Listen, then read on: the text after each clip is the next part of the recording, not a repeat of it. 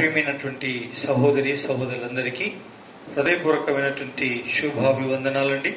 ఈ సందర్భంలో కొన్ని దినములు కూర్చుండి ఉపవాసముండి ఏడ్చి దుఃఖముతో నేను ప్రార్థించాను అని శీర్షిక మనం ప్రారంభించాం. అనగా ఆ వాక్యమును ఆధారం చేసుకుని కొన్ని దినములు ఆయన సన్నిధానములో మరి దుఃఖముతో ఉపవాసముతో ప్రార్థన చేయుటకు నెహెమ్యా తీర్మానం చేసినట్టు, ఆకాశమందలి దేవునికి విజ్ఞాపన చేసినట్లు మనము చేయుటకు నిశ్చయించుకున్న వారమైనా గమనించండి. ఎందుకంటే ఈ నెహెమ్యా దేని గురించి విన్నాడు? చెరపట్టబడిన వారు, చెరపట్టబడగా మిగిలిన వారు ఎవరైతే ఉన్నారో స్వదేశమందు వారు బహు బాధ, నిందను, శ్రమను అనుభవిస్తున్నారని విన్నాడు. రెండవది, పిల్లరా, ఏం సంభవించిందంటే దేవుని యొక్క వాక్య ప్రకారంగా యెరూషలేము యొక్క ప్రహారములు కూలిపోయినవి. అంతేకాదు, దాని గుమ్మములన్నీ కూడా కాల్చబడ్డాయి.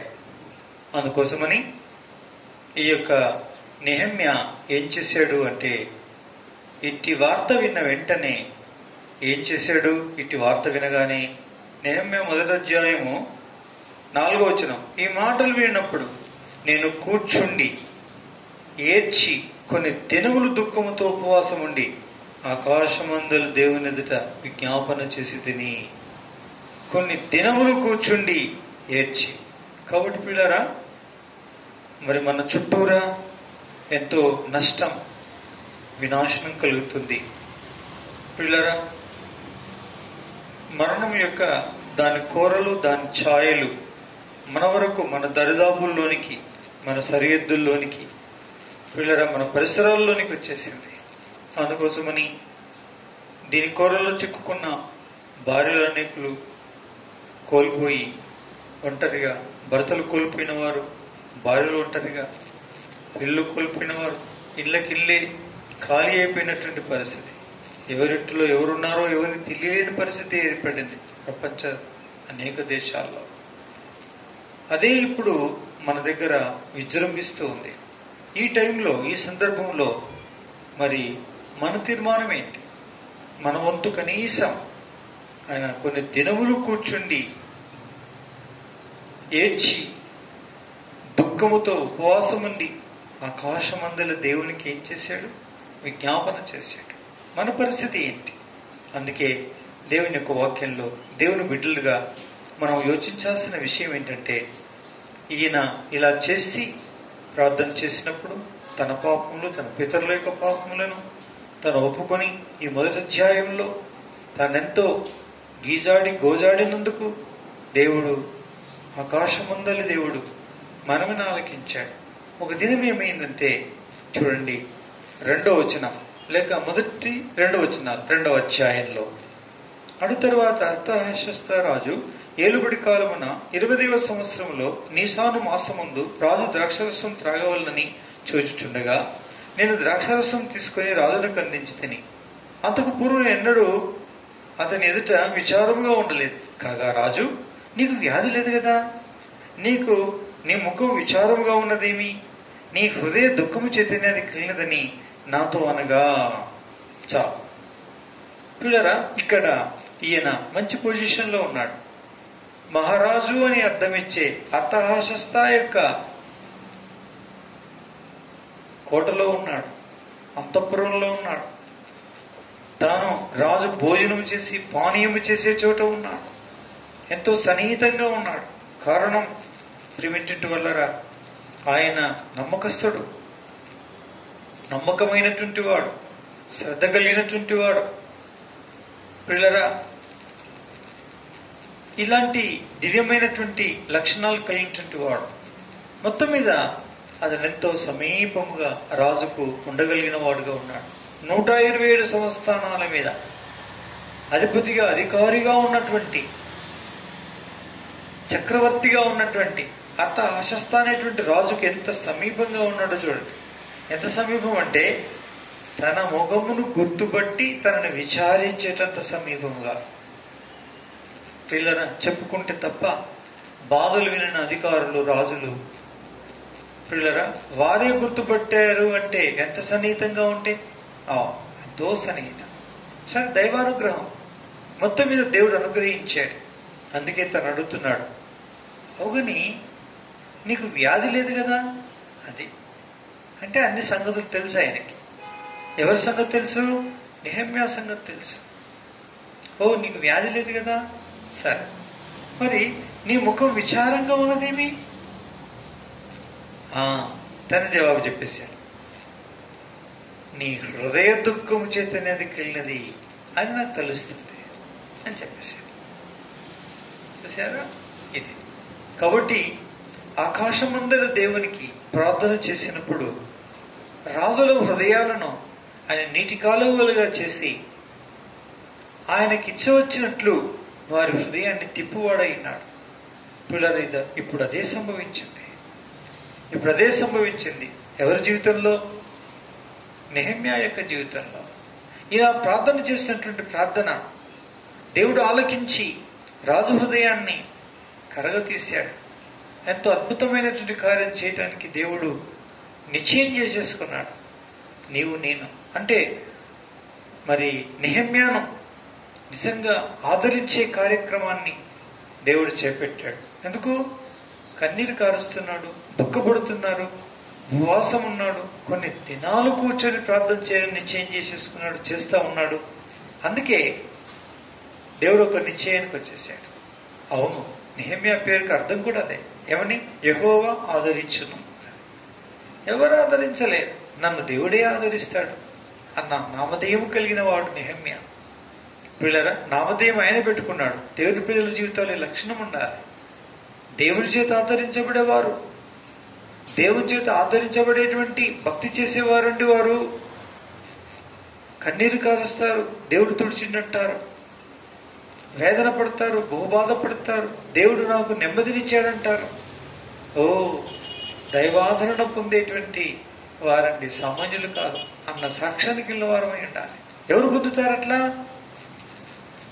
నమ్మకస్తులు, యథార్థపరులు, సత్యవంతులు.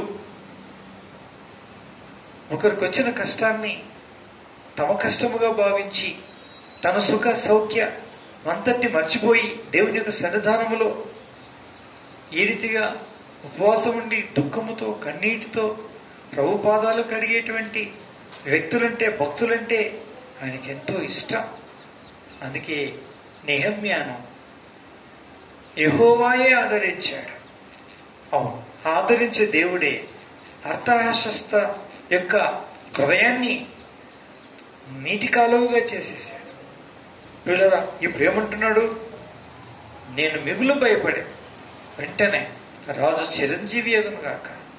నా పితరులు సమాధులుండు పట్టణం పాడైపోయి దాన్ని గొమ్ములు అగ్నిచేత కాల్చబడి ఉండగా నాకు దుఃఖముఖము లేకపోనా అని రాజుతో అంటే. చూసారా, అప్పుడు రాజు, ఏమి కావాల్సింది మనవి చేయుచున్నావని నన్ను అడగగా నేను ఆకాశమందుల దేవునికి ప్రార్థన చేసి రాజుతో, నీ సముఖమందు నేను దయ పొందిన ఎడల నా పితరుల సమాధులుండు పట్టణం తిరిగి కట్టునట్లుగా నన్ను యూదా దేశమునకు పంపుడని వేడుకొంచున్నానని మనవి చేసి తిని. చూసారా, రాజు అసలు నీకేం కావాలి చెప్పు అని అడిగాడు. ఇదంతా నీకేం కావాలి, అసలు ఏం కావాలి నీకు? తన విశ్వాసం ఎంత గొప్పదండి. ఏమంటున్నాడు తెలుసా? నా పితరుల సమాధులుండు పట్టణం తిరిగి కట్టున్నట్లుగా నన్ను యూదా దేశమునకు పంపుడని వేడుకొనుచున్నాను. ఇది ఆయన మనవి యొక్క సారాంశం. అది ఏంటో తెలుసా? సమాధులుండు పట్టణాన్ని నేను తిరిగి కట్టాలి.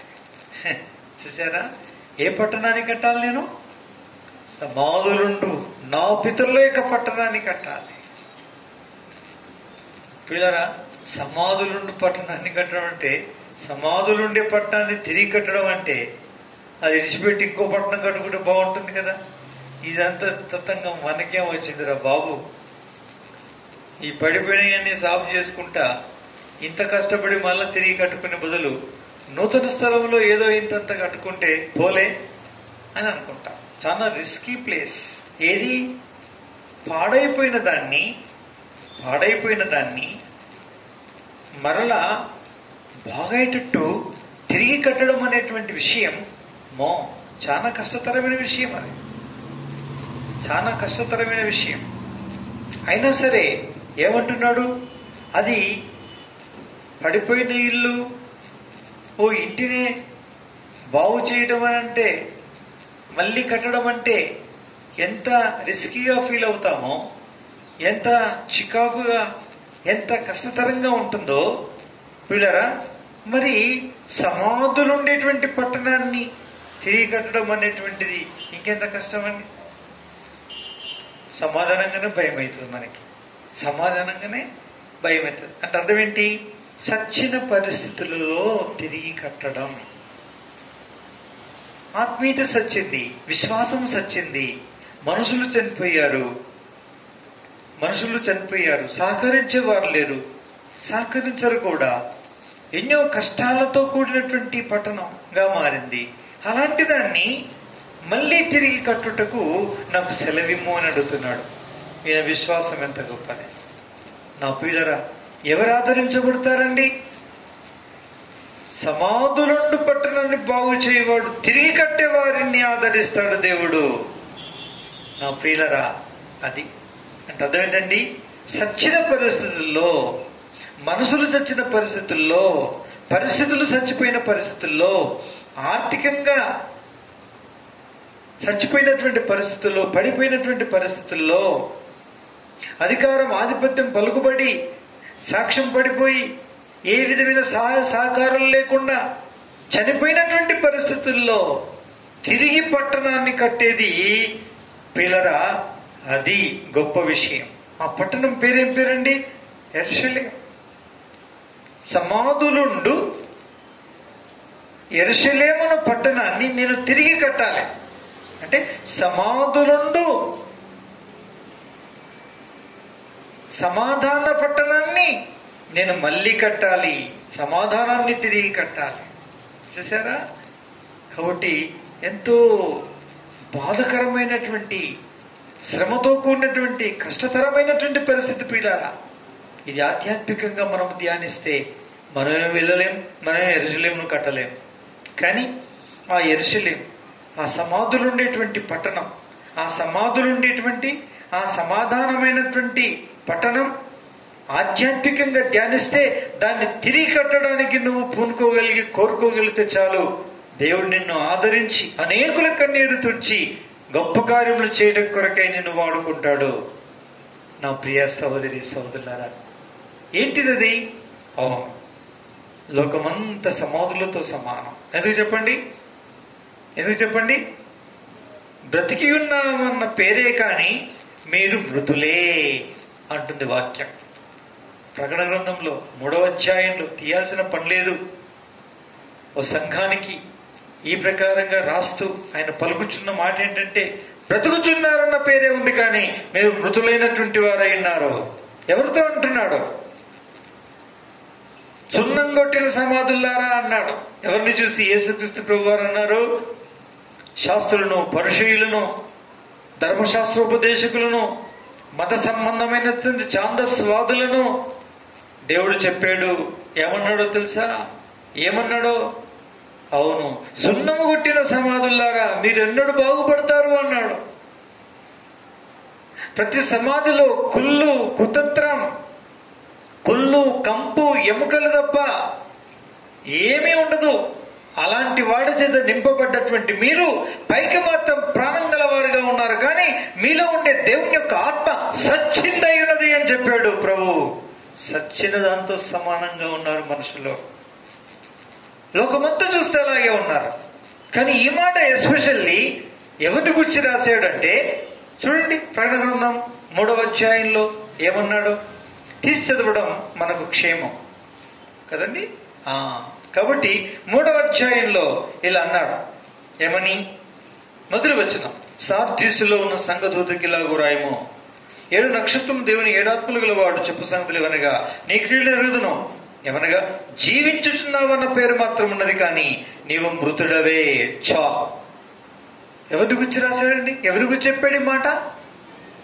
జీవగల దేవుని యొక్క సంఘాన్ని గురించి చెప్పాడు.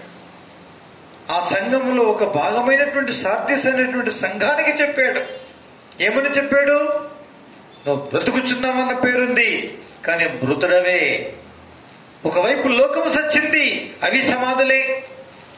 ఎవ్వరు మన గోడ అర్థం చేసుకోరు. నీతి అంటే వినరు, యేసుప్రభు అంటే విన్నరు, అరే దేవుడు రా బాబు అంటే వినరు. ఇది అందుకే వచ్చిందిరా నాయన, మన జీవితాలు సరి చేసుకోవాలి, ప్రభువుని నమ్ముకోవాలి, పాపాలు క్షమించబడితే, మన జీవితాలు మార్చబడితే. దేవుని గ్రంథంలో ఎన్నో దేశాలు, ఎన్నో ప్రాంతాలు ఈ రీతిగా పాపం చేసి పడిపోయినప్పుడు, దేవుని భక్తులు సువార్త ప్రకటించినప్పుడు, పశ్చాత్తాపడి పాపాలు ఒప్పుకున్నప్పుడు దేవుడు ఉపసంహరించుకున్నాడు తన యొక్క రావాల్సిన ఉగ్రతను, కోపగించాల్సిన కోపాన్ని, అగ్ని చేత కాల్చాల్సినటువంటి పట్టణాన్ని, అది నినివే పట్టణమైన పట్టణాన్ని. ఇలా ఉంది బైబిల్లో అని అంటే ఎవరు మన గోడ వినరు. ఎందుకు? అవి సమాధులు. అవేంటండి? సమాధులు. అవి సమాధులవి. అంటే దైవ విషయాలలో, లోక విషయాలు అన్నింటిలో బ్రతికిన వారే అయినప్పటికీ, లోక విషయాల్లో మాత్రం ఏమై ఉన్నారు వాళ్ళు? లోక విషయాలు అన్నింటిలో బ్రతికిన వారే అయినప్పటికీ దేవుని విషయాలకు వచ్చినప్పుడు సచ్చిన వారితో సమానం. వాళ్ళకు వెరితనముగా కనిపిస్తున్నాయి ఈ మాటలు. ఈ చుట్టూరు ఉండేటువంటి ఈ లోకం సమాధులుండు స్థలం కాదా? సమాధుల పట్టణం కాదా? సమాధుల దేశం, సమాధుల జిల్లా, సమాధుల యొక్క రాష్ట్రం, సమాధుల యొక్క ఖండం, సమాధుల ప్రపంచము కాదా ఇది? దేవుని విషయమే ఇసుమంతా కూడా ఎరగకుండా మూర్ఖంగా ప్రవర్తించేటువంటి, పాపమును గుడ్డిగా తినిత్రాగుచున్నటువంటి ఈ లోకస్తులను చూస్తే దేవుడు ఏమనుకుంటున్నాడు? సమాధులుండు స్థలం అని అనుకుంటున్నాడు. అదే విషయాన్ని మనకు బోధ చేస్తున్నాడు. నీవేదైనా తిరిగి కట్టాలనుకుంటే సమాధులుండి ఈ లోకాన్ని మళ్ళీ తిరిగి కట్టమంటున్నాడు. అట్టి వారిని దేవుడు ఆదరిస్తాడు. అట్టి వారిని, వారికి కావలసిన సదుపాయ సహకారాలను చేస్తాడు. పిల్లరా, ఆ తీర్మానం కలిగిన వారమై ఉన్నట్లయితే దేవుడు సంతోషిస్తాడు. ఇది మొదటిది. అదే సమాధులు. రెండవది ఏంటంటే దేవుడి సంఘాల్లో సమాధులు. మనుషులు పేరుకు మాత్రము భక్తియే, ప్రార్థనే, ఆరాధనే, నమ్మకార్థంగా బల్లో పాల్గొంటారు. ప్రభురాత్రి భోజన సంస్కారంగా పాల్గొంటూ ఉంటారు, చందాలు ఇస్తారు, అన్ని చేస్తారు. కానీ దేవునాత్మ ఆంతర్యంలో బ్రతికి ఉండదు, సచ్చి ఉంటుంటుంది. ఎందుకు? వారి మాటే దానికి సాక్ష్యం. ఎందుకు చెప్పండి? అతిక్రమించి మాట్లాడతారు, అబద్ధములు మాట్లాడతారు, న్యాయాన్ని అన్యాయం చేస్తారు, అన్యాయమును న్యాయముగా మార్చి మాట్లాడుతూ ఉంటారు. 4 పైసలు దొరికితే చాలు, ఆధిపత్యం, పీఠం ఉంటే చాలు, వారికి కావలసిన అధికారము, ఆధిపత్యం, సింహాసనం అంటే చాలు, వారిని సంతోషపెడితే చాలు, సంతోషంగా ఉండే స్థానం అయి ఉంటే చాలు. దాని కొరకు వారు ఏమైనా చేస్తారు. ఎదుటివాడు ఏమన్నా కానీ వాడు చివరికి చచ్చబడిన పర్వాలేదు, మంచి సాక్ష్యం చెప్పుకుంటారు. ఏమంటారు? నా మీద తిరగబడ్డాడు, నాకు వ్యతిరేకంగా మాట్లాడాడు, అందుకే వానికి గతి పట్టిందని సాక్ష్యం చెప్పుకునే సమాధులు తయారైపోయారు. ఇది నాబోటి సేవకుల నీకులు, నా ప్రియమైనటువంటి వాళ్ళరా.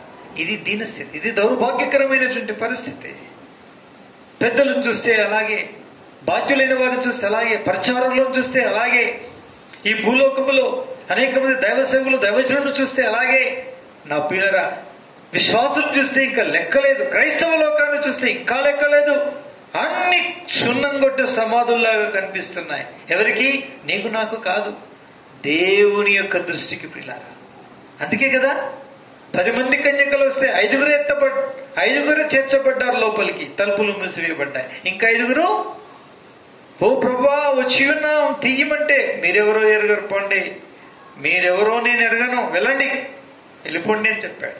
తలుపు తీయబడదు, వేయబడింది ఒకసారి అంతే అని చెప్పాడు. అంటే దాదాపు సగం సంఘం ఏమైనట్టు పిల్లరా. అంతే. ఆ గుంపులో నువ్వు నేనుంటే, ఆ గుంపులో నీ సంఘం నా సంఘం ఉంటే, ఆ గుంపులో మనముంటే, మన కుటుంబం ఉంటే, అమ్మో ఎంత దయనీయం. విడిచిపెట్టబడితే, తలుపు వేయబడితే, అందులోకి వెళ్ళక ప్రవేశించకపోతే ఎంత ప్రమాదం కదా. సచ్చిన సమాధిలో ఉన్నటువంటి వ్యక్తివై ఉన్నావా? సచ్చిన సమాధులే నీ చుట్టూ ఉన్నాయన్న సంగతిని గుర్తించావా? అందులో నువ్వొక్క సమాధి వలె ఉంటున్నావా? అట్లయితే నా ప్రియ సోదరి సోదరుడా, మన జీవితాలు బాగు చేసుకోవాలి. మన ప్రార్థన జీవితాన్ని తిరిగి బ్రతికించుకోవాలి. మన ఆరాధన జీవితాన్ని బ్రతికించుకోవాలి. బైబుల్ ఎన్నడూ చదవడం బంద్ చేసావో, ఏనాడు బంద్ చేసావో, ఏనాడు ఆపివేసావో, బైబుల్ విషయంలో సత్యాన్ని జీవితాన్ని తిరిగి కట్టుకోవాలి. సహవాసాన్ని తిరిగి కట్టుకోవాలి. నా ప్రియమైనటువంటి వాళ్ళ, అప్పుడే నీవు సచ్చిన సమాధులుగా ఉన్నటువంటి చుట్టూర లోకాన్ని తిరిగి కడతావు దేవుని కొరకు. సచ్చిన విశ్వాసులుగా ఉన్నటువంటి వారి విశ్వాస జీవితాలను తిరిగి కట్టగలవు. సచ్చినటువంటి క్రైస్తవ లోకాన్ని బాగు చేయాలంటే నువ్వు బ్రతికిన వాడివై ఉండాలి మొట్టమొదలు. ఆ తర్వాత నువ్వు తప్పనిసరిగా తిరిగి వాడిని కట్టగలవు. లేనీడలు నువ్వు కట్టజాలవు. లేనీడలు నువ్వేం చేయలేవు, కట్టజాలవు. అందుకే మనం ఏం చేద్దాం చెప్పండి? సరి చేసుకుందాం, సరిపెట్టుకుందాం. ఇది ఆయన అడిగినటువంటి అద్భుతమైనటువంటి మనవి ప్రియులారా. తిరిగి కట్టున్నట్టు, సమాధులుండు పట్టణము తిరిగి కట్టున్నట్లు నిన్ను వేడుకొనుచున్నాను. చాలండి, ఈ ప్రార్థన చేస్తే చాలండి.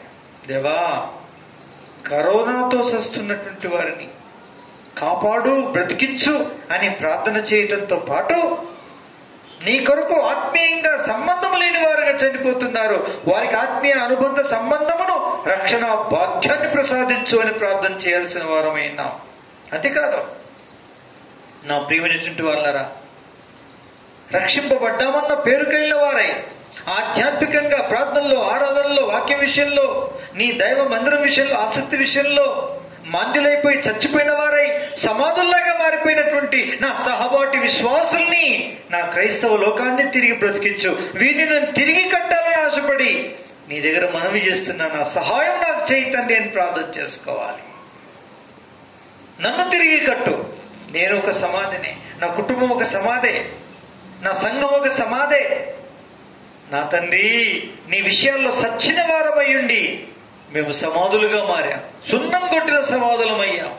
పైకి మాత్రం సున్నం అంటే అన్ని క్రియలు కనిపిస్తున్నాయి.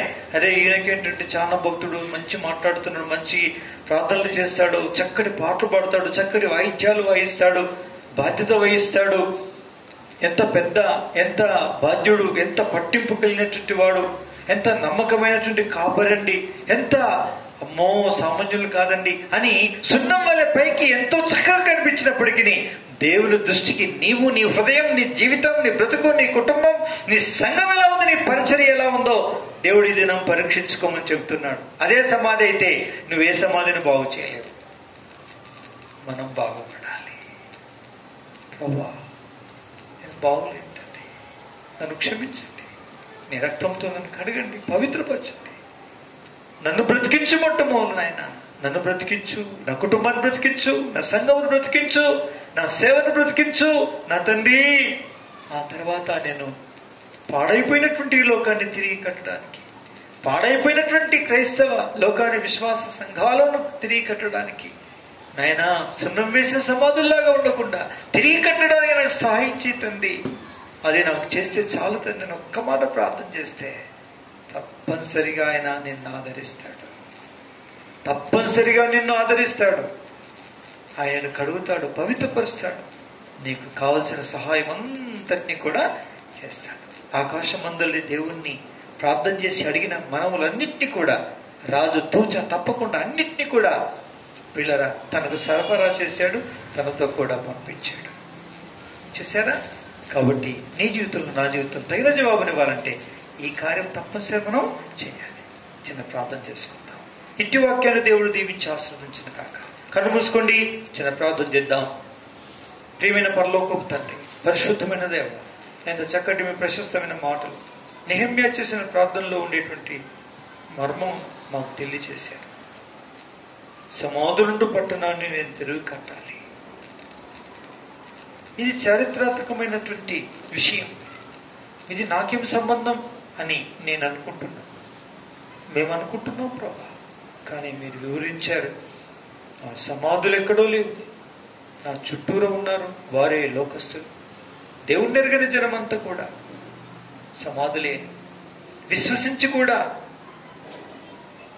విశ్వాస సంబంధమైన క్రియలు సున్నం వలె ధరించిన వారైండి లోపల కుళ్ళు కుతంత్రాలు కలిగినటువంటి వారని వారు కూడా సమాధులేనని.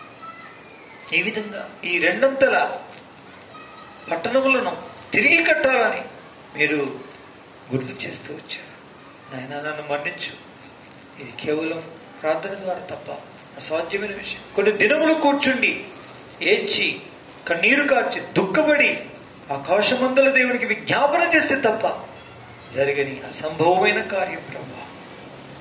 నన్ను మమ్మల్ని మన్నించు, ప్రతిష్ఠించుకొనుచున్నాం, కనికరించు. యేసు నామములో ప్రార్థించి వేడుకొనుచున్నాం తండ్రి. ఆమేన్.